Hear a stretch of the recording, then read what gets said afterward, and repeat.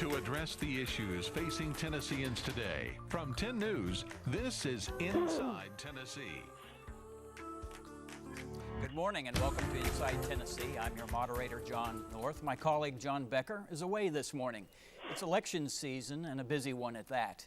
Today we're hearing from two candidates for the Tennessee Senate District 6. We welcome incumbent Becky Duncan Massey, a Republican, and her challenger, Democrat Dr. Jane George. We'll start the discussion in a moment, but first let me introduce our regular panelists.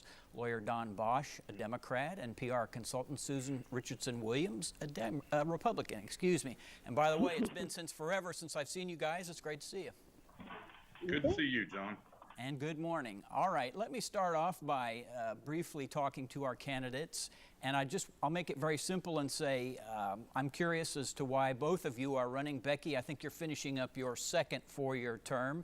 You want a third. And Dr. George, you're interested in challenging her. Becky, let's start with you and tell me why you want another term. Thank you, John. You know, it is just an honor to serve the people of Knox County, the 6th senatorial district in Tennessee.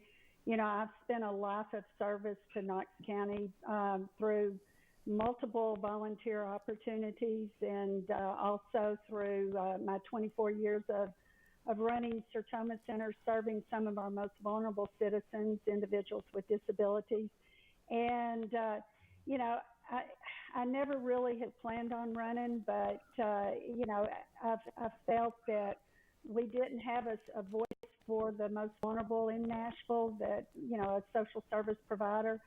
And, you know, I'm able to be that voice and to help make a difference in people's lives, whether it's folks with disabilities or foster kids or seniors or victims of sexual assault. So it's, I'd just like to continue that service, you know, here in the next 4 years. Thank you, ma'am. And Dr. George? Hi, hello, and thank you for having me today. I want to tell you that there's little more in the world that I love talking about right now in the state of Tennessee. I see us being at a crossroads, and I feel like we really need to invest in our people in general.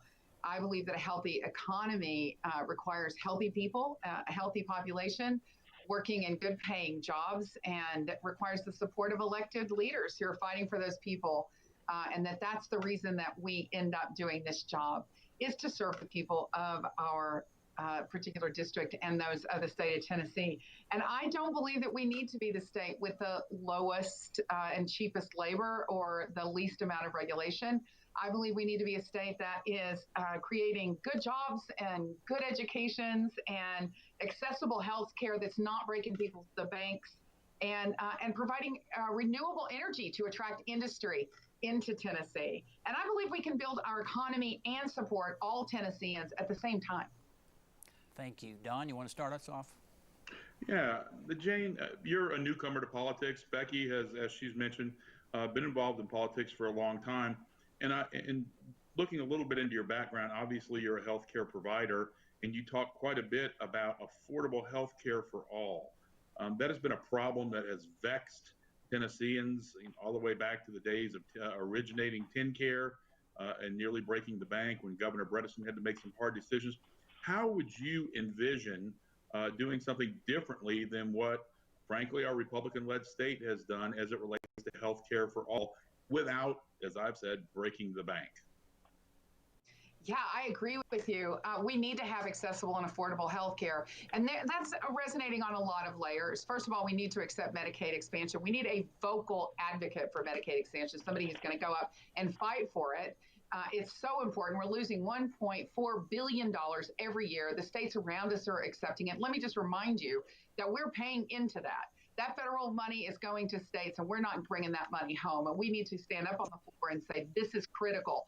We've had opportunity after opportunity in the last few months as we've been going through COVID-19 and seeing that strain and drain on our healthcare systems to make a difference. We're closing hospitals. We need to be opening our hospitals back up. We lose jobs every time we do that. Property values go down in those communities. It has a huge impact, the fact that we're not taking that money.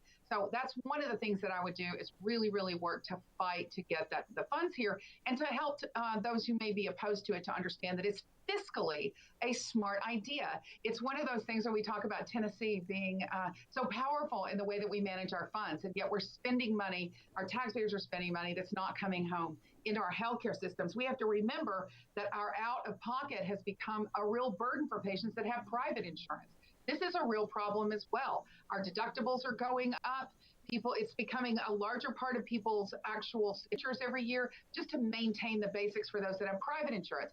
Mind you, I am an advocate of both the public and private systems. I believe if you have a good health insurance policy that you really love, and you're getting it when you go to work, then you want to keep that, then there's no reason that we can't do both.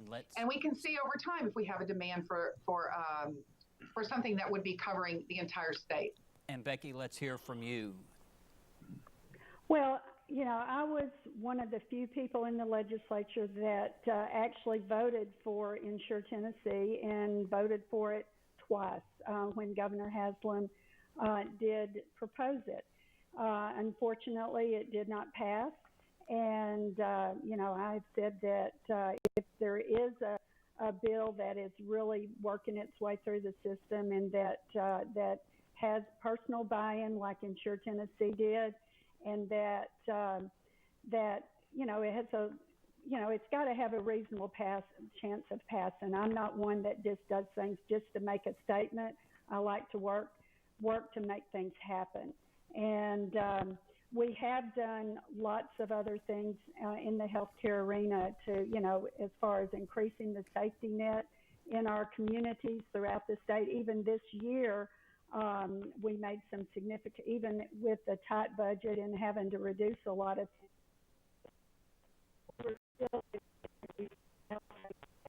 for adults and for mental health safety net. So there's been, you know, but it comes down to preventative health. I mean, and we've got to make sure that people are encouraging healthy habits. I mean, the obesity, the smoking, you know, the healthy choices are really what is driving our poor health in Tennessee.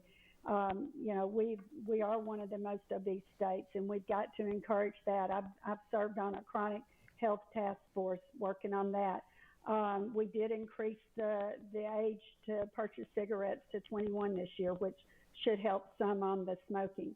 So, you know, it's looking at different tools in the tool belt that we can move forward. Thank you. Susan? Yeah, Becky, one of the questions I wanted to ask you, do you think there is any more of an appetite now than there was a few years ago when Insure Tennessee was introduced to actually expand Medicaid? I know you serve on the Health Committee in the Senate, and it was my impression back then that a lot of this was tied to Obamacare, and that was not going to pass regardless because of the political discussions around Obamacare in our state. Have you talked to other folks on your health committee in the Senate and feel like there is an appetite now to do something more on Medicaid expansion? Maybe yes and no. I mean, I know we did pass the block grant, the modified block grant here a year or so ago, and that was to look outside the box, but to expand health care here in Tennessee.